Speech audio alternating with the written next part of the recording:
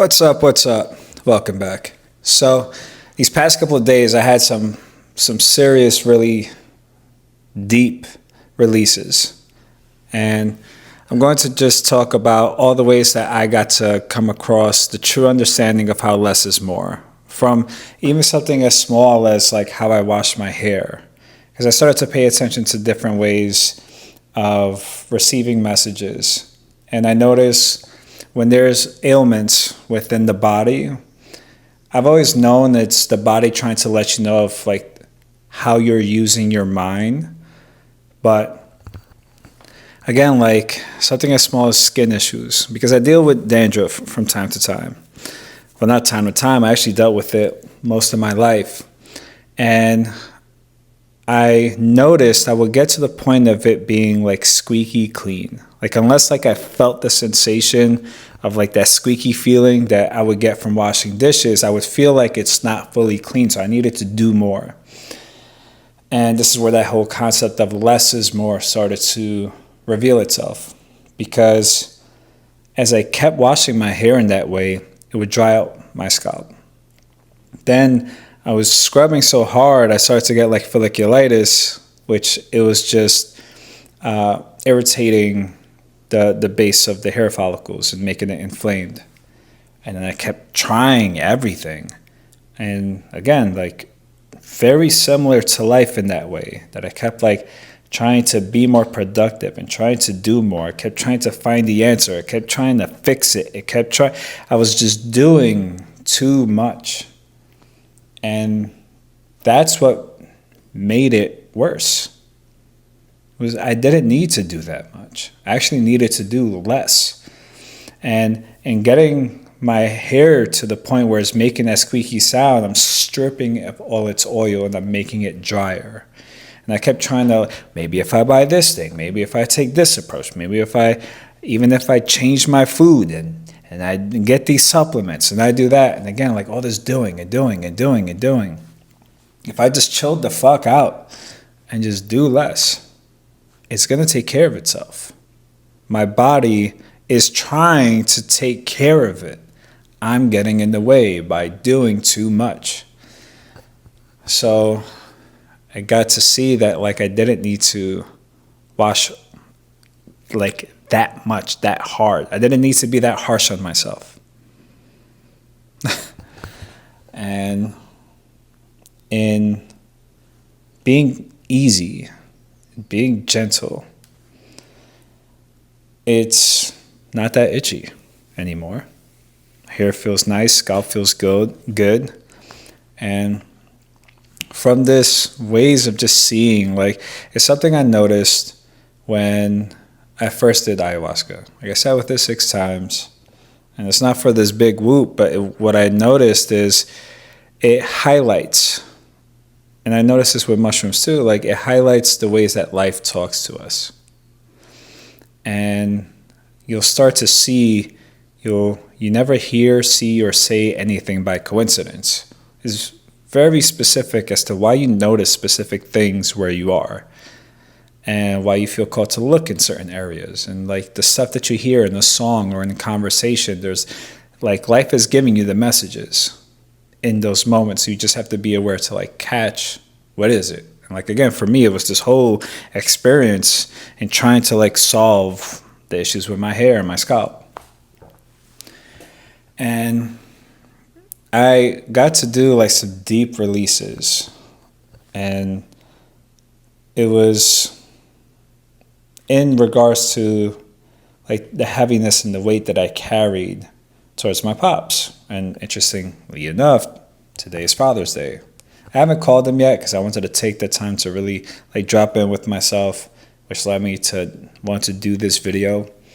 Because what I feel now is like the part of me that was a little performative, and that's something I could own, that I wanted to be seen, right? It's why I'm doing this. Not why I'm doing the video. I'm doing the video to share the message, but I want to be seen for the person that's delivering the message. Like I wanted to be seen for the value that I brought. And that got in the way of the message that I'm sharing. And it's something that I was always fighting within myself because I didn't want to acknowledge that I wanted that from somebody because I never got it. And I had like such anger towards not getting it. And the person I didn't get it from was from my pops. I always felt like there was this level of misunderstanding. And I got to understand that we're going to be misunderstood. And that's the purpose of communication. Because people can't feel your thoughts. Feel your emotions or think your thoughts. But I still felt invisible. So I was trying to be seen. And the part of me that knew that wasn't the answer also kind of felt frustrated by the route of this whole thing. And also felt frustrated just feeling misunderstood this whole time. But in going through the process of releasing the lingering resentment and sadness and pain that I had towards my pops for not fully being seen, this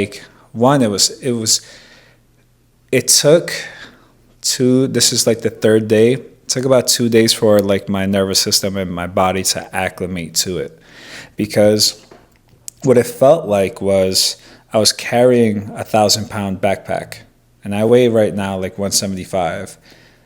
But I was carrying that backpack for so long, I thought I weighed 1175. Like, my body just acclimated to keeping that weight on. So when I got to release that, it's the sensation of like when you hold something so tightly and you let it go, and it's like there's just like a slight discomfort, pain, but it feels good, and it's just like you can't use your hand until like your body adjusts to not holding tightly for so long. That's what it felt like for the past 2 days. I was just sitting around like, whoa, and I could feel my nervous system just like down to my fingertips and like my toes. Like, I wasn't visibly shaking like this, but internally it felt. And throughout the day, I would have moments of just like shaking it out. Same way you see like a dog shake it out, like I would just shake it out. And then like I'd be relaxing and I could feel this. And there were days, like the first day I did it, I was supposed to go to the gym because I go to the gym every other day. And I was like, okay, I released this. I'll give myself a little bit and I'll go to the gym. But I didn't feel the need to push beyond it. And I paid attention to what I needed. And I honestly did not have the energy to go to the gym at all. I was energetically exhausted, and emotionally exhausted.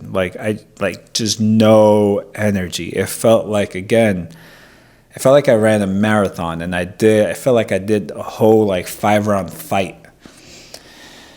It was all I could do, but all I needed to do was just genuinely rest. Because I also realized through that experience that I never fully rested. And my friend kind of brought it to light to me. She was like, the same way you were so obsessive with fighting, because the way I was with fighting, and it helped me accelerate really, really fast, was I was training just about every single day, 6 to 7 days a week, multiple times a day. And if I wasn't training, I'll be watching fights, studying them, breaking them down. And if I wasn't doing that, I'll be watching interviews to study the champions. And if I wasn't doing that, then I'll be learning about the mind and energetic spiritual side of things. And if I wasn't doing that, then I was practicing and implementing what I learned. I was always doing something. And I could just be laying still, relaxing, but I'm doing so much internally. And I carried that over to now this space of self-development, personal development, spirituality, especially being a coach, because I know when I see people, I'm going to have to navigate them through the thing I just navigated myself through. So I know that's my role, one of my roles in life, which is why I have the gifts that I do. So I don't take it lightly.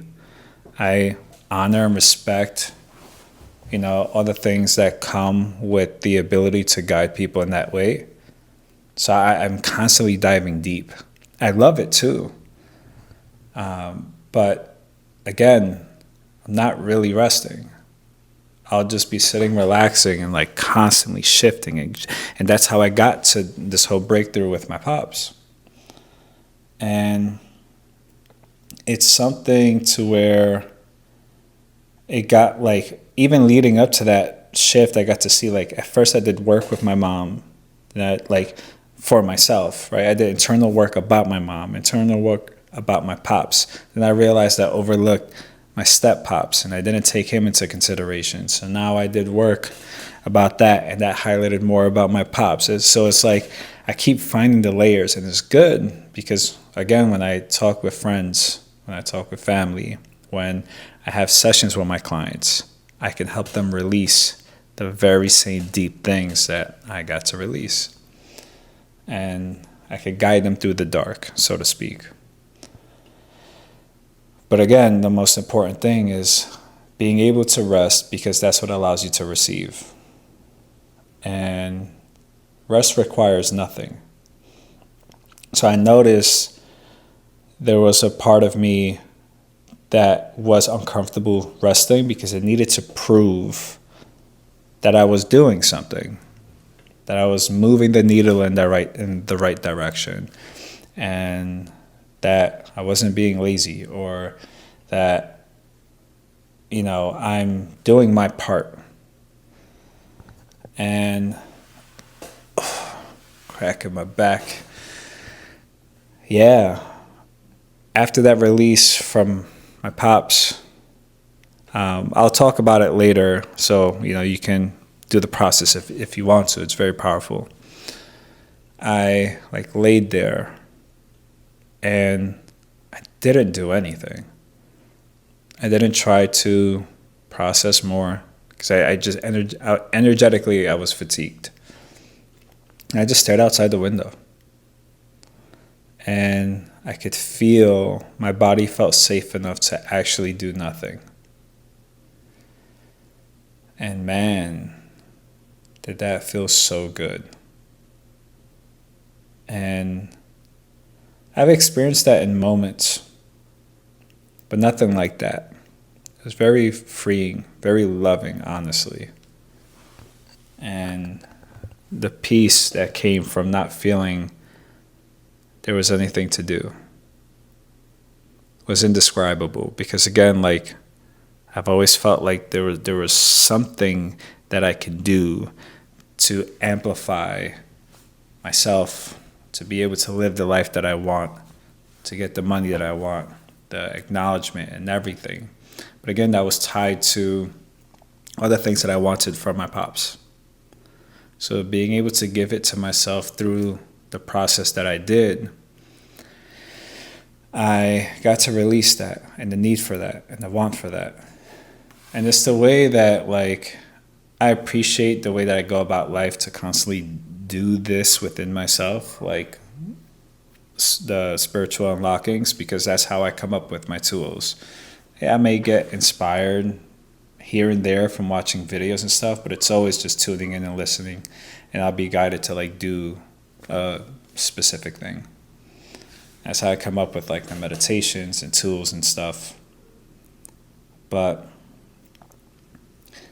yeah, the part of me that felt like I needed to communicate or engage in a certain way so you can understand me, and maybe it will get you to like my video. Maybe it will get you to subscribe and comment, all the things I've been asking and pleading for, so I could get the recognition of hey, I do know what I'm talking about. I don't care about that anymore. Genuinely, I could feel it in my body. I don't care. You like it, you like it. You don't, then it's not for you. And I'm not here to convince anybody of anything. I know what I know, and I know everything I say to be true. I'm a genuine person.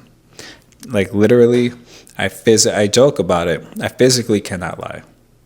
It makes me physically uncomfortable to lie. Like that's how sensitive I am. And I've always had a tough time acknowledging my sensitivity because I always saw it as like a bad thing to be sensitive. But it's honestly what I guide everybody to do, is to be so sensitive that you don't tolerate pain or discomfort, and you get to like take it for the feedback that it is, which is your body letting you know what you're doing with your mind, and life letting you know when you're going off track. It's when you ignore it that you're welcoming the resistance and seeing it as a natural part of life. So, yeah, I'm fucking sensitive. I'm super sensitive to how I'm feeling. Doesn't mean I'm going to be breaking down and crying and all that. No, I'm just aware as to like where the thoughts are taking me, the emotions, the path of it, everything. And that sensitivity also allows like the foresight to see where things are going through my ability of daydreaming. Like, and again, I'm not saying anything you can't do. You daydream, you imagine. And that's the whole thing of remember who you are. I'm helping you remember like the purpose of why we do these things and how we kind of forgot our abilities. But yeah, it's that sensitivity. But it feels good to do messages in this way. Where I feel like I am now is the message has always been there. I feel I'm fine-tuning the delivery. And an approach I've had with these videos with my YouTube channel is I don't promote this on any of my social medias. I want this to blow up organically, and because I want the people to watch this, like you just genuinely watch it because you vibe with me, you fuck with me, I love you, you love me, we're in support of each other, and you just want to be here. So that's why I don't promote it. Once it blows up and everything, then it's like, cool, I'll share it that way. But I want this to be a truly organic thing, which I feel I'm going to really simplify everything.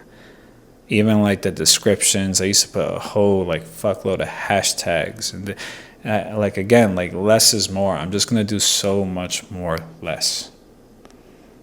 And because it's going to redirect my energy towards just putting out more rather than figuring out the marketing side of things, which I'm starting to notice is just a whole lot of waste of energy. There's aspects of it that are valuable, but for me, I'm noticing it's not as relevant as I thought it to be. So, yeah, I'm going to like fine tune and towards a specific frequency, and I feel that's what I'm feeling for, where it's this calm energy, which really genuinely is how I feel. But then there's a part of me that's also very vibrant. But I feel if I go too far, the times that I go like not too far, but when I'm like in that energetic state, it's very silly, it's very playful, very childlike, right? Which is fun. I love it. It's like the purity of me. But I feel there's like this in between that I can tap into. It's a very fine, like numbered channel, frequency, vibration. I see it as like a radio channel, and I'm like feeling for it, hearing for it. And I feel from there, it's going to be the nice middle ground of like chill, calm, cool, collected. This one I'm doing pretty mellow because, again, like I'm coming out of that deep release. And today is just a day of just being chill. I really don't care to do all that right now. And yeah, I feel that's the next step. And I feel like that's the thing that's going to make it like click and flow even more. So I'm about to close out, but the tool is I'll share what I did, my experience, and then you just like frame it in your way. What I did was I wrote a letter to my father of everything that I wanted to say, but not from the space of spiritual understanding, not from the space of what the purpose was, what the lesson was. And I just genuinely said everything I wish to say to him, just straight up.